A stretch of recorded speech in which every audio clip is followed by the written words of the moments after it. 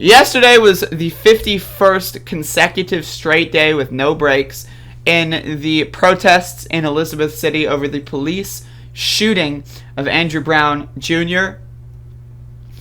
And so yesterday, or the day before yesterday, I always do that. But the day before yesterday, we had officers come up to us and try to do a little bit of a Q&A, right? In a Q&A, they were like, oh, we want to answer your questions. How can you feel safe around us? And I asked the question, go back and watch the video. I asked the question, hey, why don't you have name tags on? Right? And so he did not answer that question. The deputy chief laughed in my face for asking why his officers don't have name tags on sometimes. And I filmed, he said his officer did have a name tag on as I filmed him with no name tag on. So I want to be very clear about that. So they come out here today, the day after they did a press conference with us saying that they want to be our friends. They come out here the day after with some black dude with a thin blue line face mask on. So I want to be very clear, this is not just a random police officer as well. This is an officer who was at the scene when his coworkers tried to tase and beat an old lady. This was a couple weeks ago, right? And this specific officer was laughing at the notion of people having civil rights to protest. This specific officer, his name is A. Thomas, I think. Is that his name? This specific officer laughed in the face of protesters who said that they had a First Amendment right to protest. So I want to be very clear. We know who you are, motherfucker.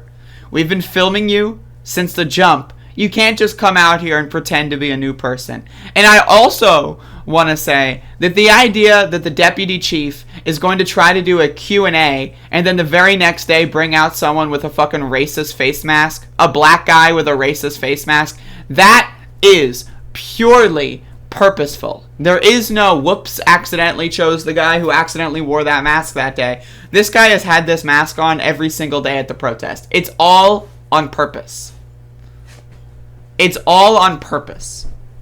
Like, y'all need to understand that. There's no accidents when it comes to the police department. Every move is purposeful.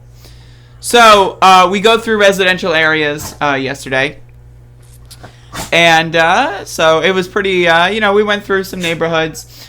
Some areas that I don't think we've been through yet. I don't think we've been through these areas during a march yet. And so this was pretty interesting.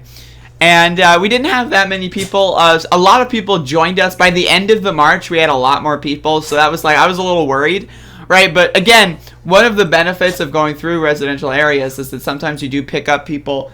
And also one of the benefits of doing longer marches is you have people who, let's say, get off of work at like 6:30. They can come on down at 7 and we're still going. And so that's one of the things. And again, you can see we have that long line of vehicles following us. And again, that bus is ours. I think I think that's a police car, but the rest are just some of our vehicles. And so again, it's pretty cool stuff. And so we're going up and down the street. So we would go for example, we'd go down this street and then we'd hang 2 lefts and go down the next street, that kind of a situation. So we're going up and down, up and down. And then so we had a really interesting encounter here, a bizarre encounter. And I don't know the full scoop here, but I'm going to play this video and then I'll give you all the details I know. Andrew Brown! Andrew Brown! So, okay. Andrew Brown! Andrew Brown! Andrew Brown! Andrew Brown! Andrew Brown! Andrew Brown! Andrew Brown! Andrew Brown! Andrew Brown! Andrew Brown! Okay, so I want to be very clear here. So we assume that these people have lost a loved one and resent the fact that we are protesting in the name of Andrew Brown. And why aren't we protesting in the name of their loved one? Now, I want to be very clear. None of that matters. Like, I don't give a fuck. Like, I'm going to be very honest with you. Like, if this person's loved one was shot and killed by police, I feel bad for you. If this person's loved one died of natural causes, I feel bad for you. If this person's loved one was killed in criminal, violence, I feel bad for you. None of that is an excuse to have what could be used as a weapon. This is a yard sign, right, with pointy edges that could be used as a weapon. And then someone picks up a chair, right? That could be used as a weapon. And then this motherfucker goes into their pickup truck. Who knows what the fuck is in their pickup truck? So I want to be very clear. None of this shit matters, okay? Max, put your paws down, you fucking weirdo. Don't do that. None of that shit matters. I don't, like, if I don't give a fuck if his loved one was shot and killed in the exact same manner as Andrew Brown, right? That is no excuse for this behavior. Right? Because I want to be very clear with y'all. If this person had, like, been on their porch and said, hey, everyone, I know what it's like to lose someone. I lost my son, or I lost my brother. You know, like, would you be interested in doing a march in the name of my brother or my son? You know what I mean? Like, and then we would have probably said, hell yes. Like, we're right there with you. Right? But they didn't do that. Right? They came out here antagonistically, right? In a very obviously threatening fashion with potential weapons visible, and then they went into their pickup truck. Who knows? A lot of people carry guns in their trucks. Who knows what they could have had in their truck? So I'm going to be very clear about that. I don't give a fuck. I don't give a fuck if, you know, your brother died last week. I don't give a fuck if your son died yesterday. That's no excuse for this behavior. So I'm going to be very clear about that. Let's play the rest of it. Andrew Brown! Andrew Brown! Andrew Brown! Andrew Brown! Andrew. Okay, I didn't read this until now. My empty chair, something, something, something. Every suspected drug toxicity death warrants a criminal investigation. Okay. So I guess their family member died of drug toxicity. Okay.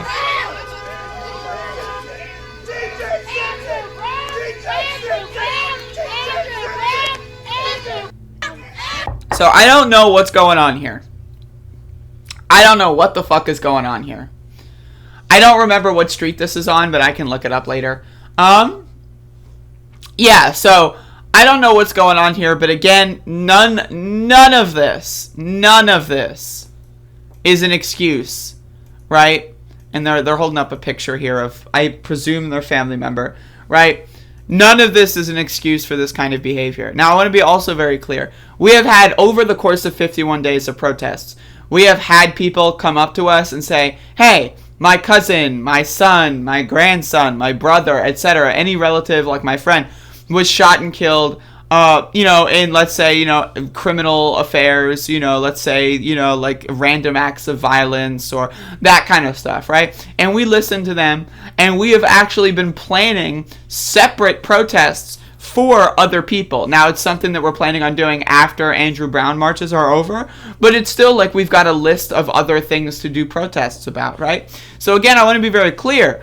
If this family were to have come out here and had a conversation with us, things would have gone a lot differently. So I want to be very, very clear about that. And everyone agrees. And this is why, like, you know, it was really bizarre that they came out there trying to, like, cause a scene. So anyway, after that, you know, we marched for another hour or so. Maybe not, maybe like 45 minutes. And then we wind up back at downtown. As you can see, there's a lot more people here right now than there was at the start. Right? And so, again, I want to say that going through residential areas works in a lot of ways. You do get, like, again, there's a decent chunk of people out here. Right? But there's maybe, like, double the amounts as we're getting back in here. Right? And so I find that to be a win. And overall, the march was pretty good, I would say. So, yeah, so I would say that was a win. Again, we had that bizarre encounter, but what are you going to do?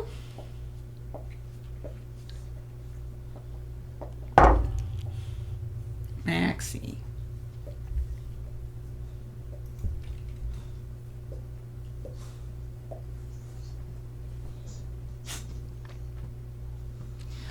I know what this is. It's the whole no one is marching for white people thing, but that's a failing on them. Exactly. Go do your march.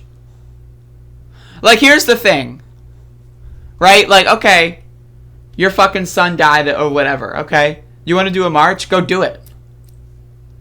How do you think we've been doing this shit for 51 days? We just fucking wing it, bro. You're telling me you can't get a group of like 10 buddies? We've done protests with like 6 people. You're telling me there's 3 people right there in that clip. You're telling me that you can't get another couple people and go do a protest? You can't put flyers on telephone poles? Yeah, you can. You choose not to. In the same way that we choose to protest over Andrew Brown, you choose not to protest over your fucking family member.